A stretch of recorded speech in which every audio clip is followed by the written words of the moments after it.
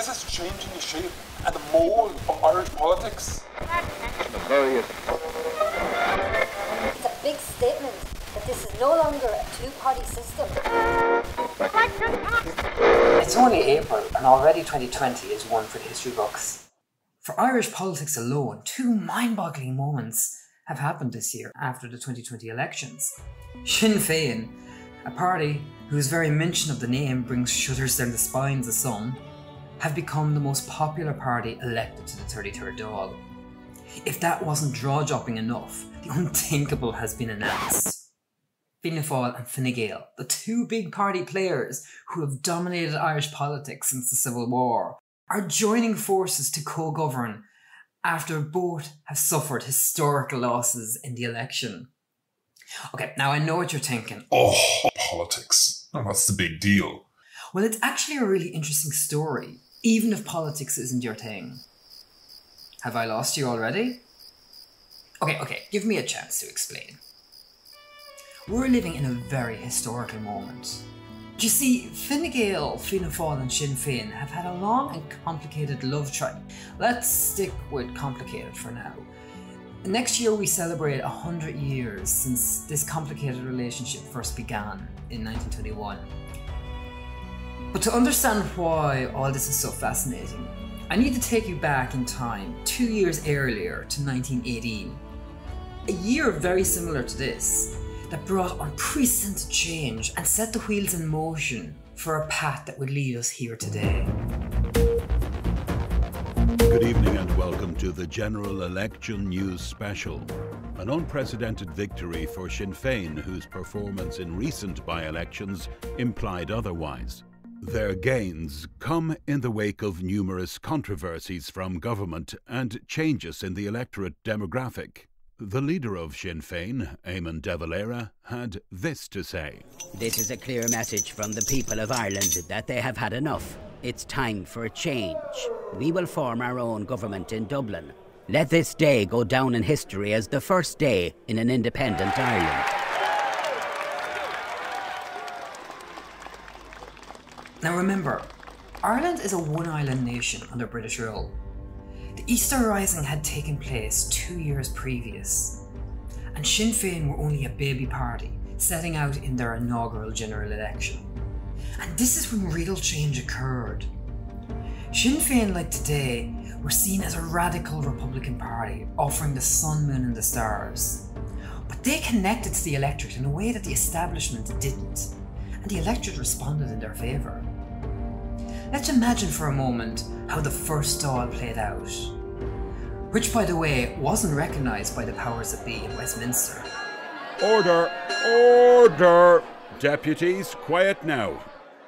Firstly, congratulations to the 27 elected members of the House present here today. A moment to recognise the 37 elected members who are rotting in a British jail as we speak.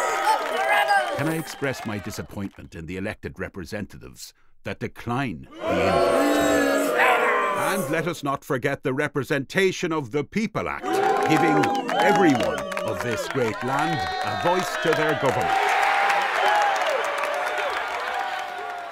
The Representation of the People Act was critical in the shaping of a nation. Prior to 1918, the ability to vote in the United Kingdom, which, by the way, Ireland was part of the United Kingdom, voting was very limited. And the new act effectively gave the rights to every man over 21 and every woman over 30 the right to vote in general elections. It increased the electoral vote by 13.7 million across the United Kingdom and really benefited the Irish population. Suddenly, ordinary people, particularly the poor, who were never allowed to vote before, suddenly had a voice in their government.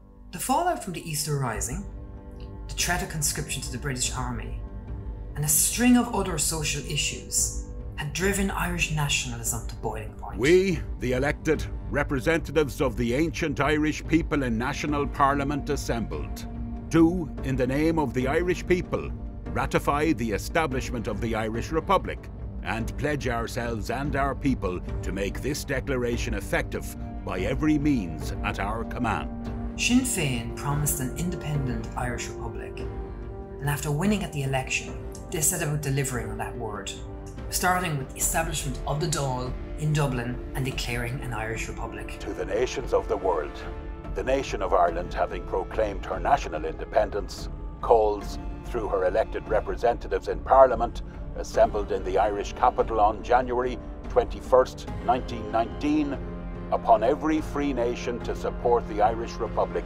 by recognising Ireland's national status and her right to its vindication at the Peace Congress. So have a guess how the British overlords responded to this declaration.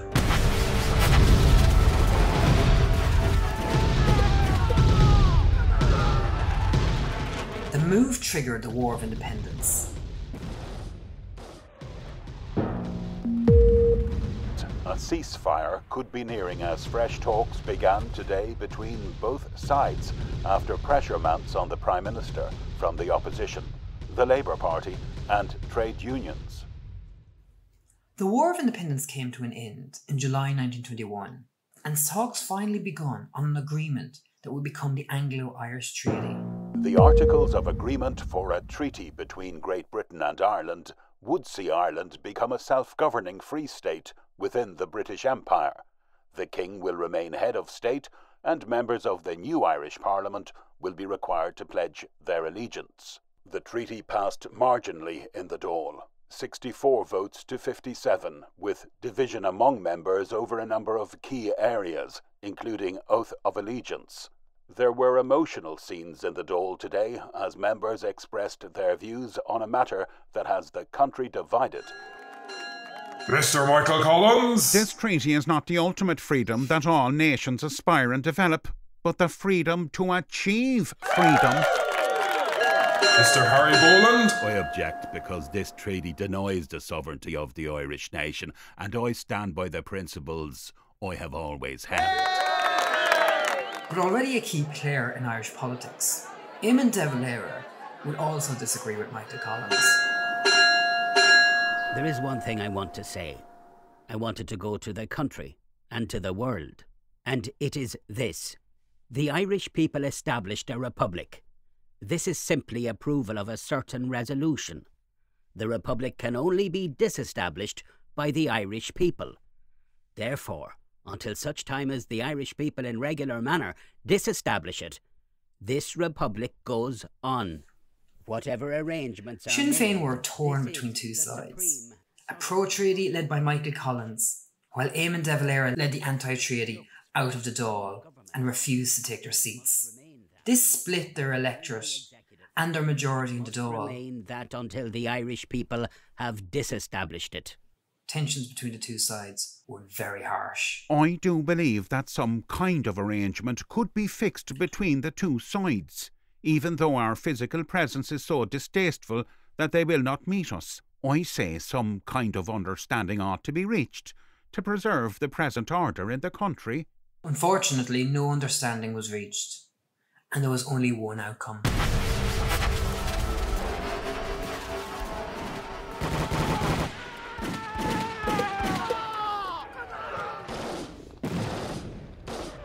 The country broke down into a civil war, and the pro-treaty members formed a new party, Gael and Gael.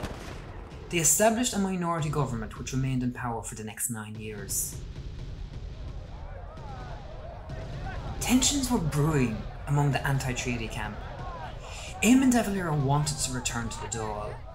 After all, taking seats in the place of power was probably a less bloodier way of achieving their goals than a civil war. But when put to a vote, Eamon lost his motion, and he was forced to resign. This side of Sinn Féin split further again, and those who followed Eamon de Valera subsequently formed a new political party known as Fianna Fail. Fianna Fail proved very successful with the electorate, but what remained of Sinn Féin slowly faded away. Fianna Fail became the most popular party and began a term of power that would last for the next 16 years.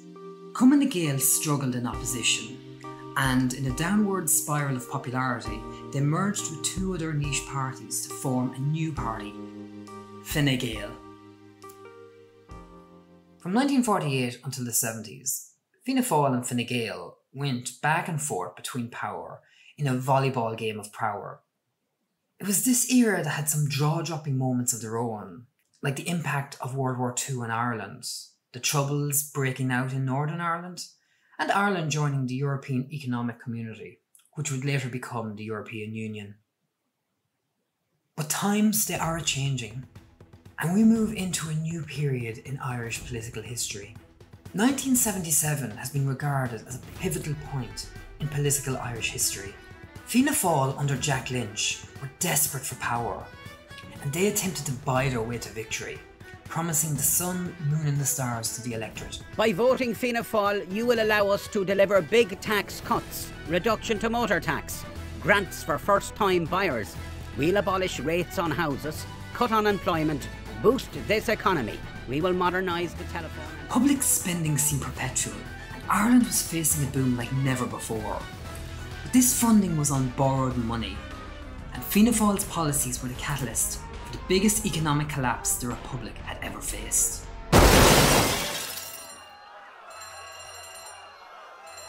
The 1980s proved very unstable for Irish politics. As a community, we are living way beyond our means. In just 9 years, Ireland held 5 general elections. In 1981, Fine Gael and Labour ousted Fianna Fail from government in a coalition that would last only 7 months. It collapsed over the budget. Fianna Fail would regain power in 1982, but they too proved unstable and they collapsed within the year, again over the budget. Are you still with me? Or have I lost you somewhere along the last 64 years? Well, we're going to continue our journey through a period of history that some of you may have experienced all too well. And looking back on it now, you can start to see the path that would lead us to 2020. You see, from this era, we start to see Fianna Fail and Fine Gael come under strain a wee bit. The country started to have enough of a lack of choice between Fianna Fail and Fine Gael. And people started to break away from these parties. And I believe it's a consequence of the party whip. You see, when you vote for a candidate, you're voting for the political party just as much as the candidate. One party, one ideology, one direction. The party whip is responsible for whipping the members into line, ensuring that their votes align with the party's ideology. This consequently means individual or group divergence in opinion or ideology, especially on key social issues, can clash with the party as a whole. And in scenarios like this, where they fail to come up with a compromise, this can lead to forced resignations or being left with no choice but to leave the party on ideology grounds. Although Fianna Fail and Fine Gael will continue their dominance, many of its members on both sides no longer felt that the parties were in sync with their values. I am today giving notice of my intention to seek support for a new initiative in Irish politics.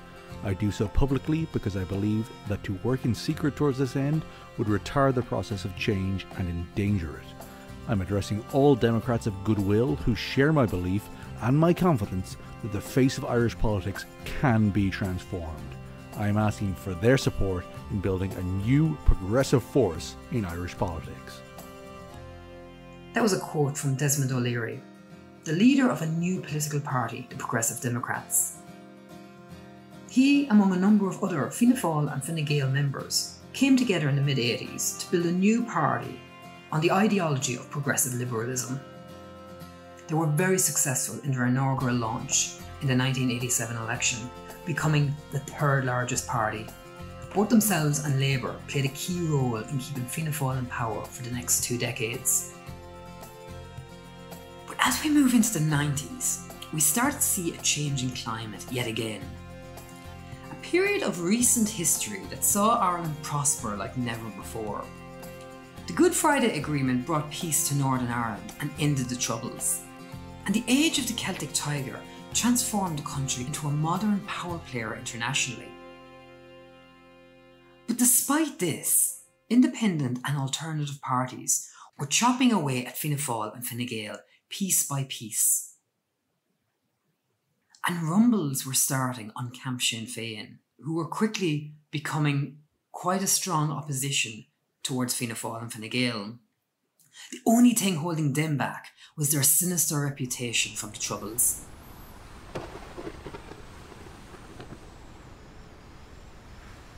By now, if you're still with me, you're going to recall this period in Irish history.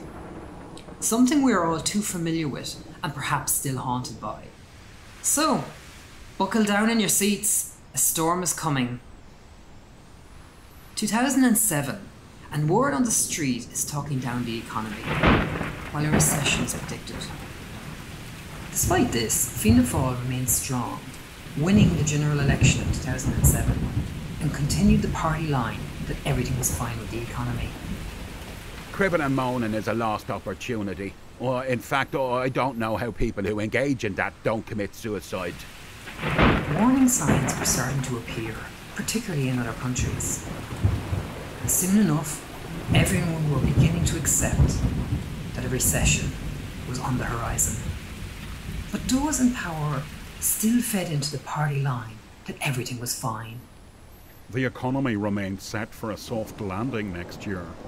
That was the central bank, but a storm was already brewing and it was close to shore. And things were about to radically change, just as the pessimistic mourners had predicted all along.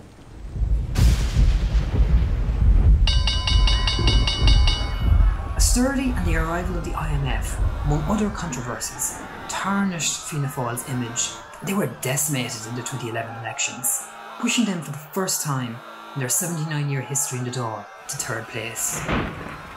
And Sinn Fein gained substantially in 2011. But in 2016, they almost doubled, and for the first time, Fianna Fail and Fine Gael held too few seats to form any coalition with the smaller parties. Sinn Fein themselves held too few seats to form any sustainable government. Sinn Fein did express eagerness to join either Fianna Fail or Fine Gael, but the very notion of joining Sinn Fein was cast aside due to their questionable past. I have never been a member of the IRA. But as the weeks passed by, it became obvious that if this was not going to be an option, then they had to resort to something else. They had to accept a potential Fianna Fail or Fine Gael coalition might be inevitable, something both parties were not willing to accept either. In the end, Fine Gael and a number of independents established a minority government, and they were reluctantly backed by a confidence and supply agreement with Fianna Fail. This was effectively creating a not a coalition. But 2020 sees the same charade as 2016, only this time Sinn Féin are much stronger. And again, this time round, the three parties can't form a government or even a coalition on their own. Two of these players are going to have to come together. And that's what they have done. Bridging a 100-year-old divide, they will come together to form a coalition government. But doing this comes at a cost. It'll be either make or break for the two parties. Because not only opposition groups oppose this coalition, but many of their grassroots members also are not comfortable with this move. Because despite a century since the Civil War, old grudges still hold. Today especially, their ideology aren't so different, and maybe it's time to bridge the old divide. Either way, it's one hell of a close to a 100-year period in history, when the two big players may become one, while the original party become a power player in Irish politics once again. Looking forward to 2025, it'll be interesting to see how our political landscape will evolve. Will Sinn Féin surpass Fianna Fáil and Fine Gael? Or will Fine Gael and Fianna Fáil be forced to merge into one party, much like how Fine Gael formed in the first place? I guess time will tell. This year is a year like no other, a year none will ever forget. Today's children will tell their own children and grandchildren about 2020. In the years to come, let them say of us, when things were at their worst, we were at our best. I would like my last word here to be this. We have had a glorious record. It has been years of magnificent discipline in our nation. The world is looking at us.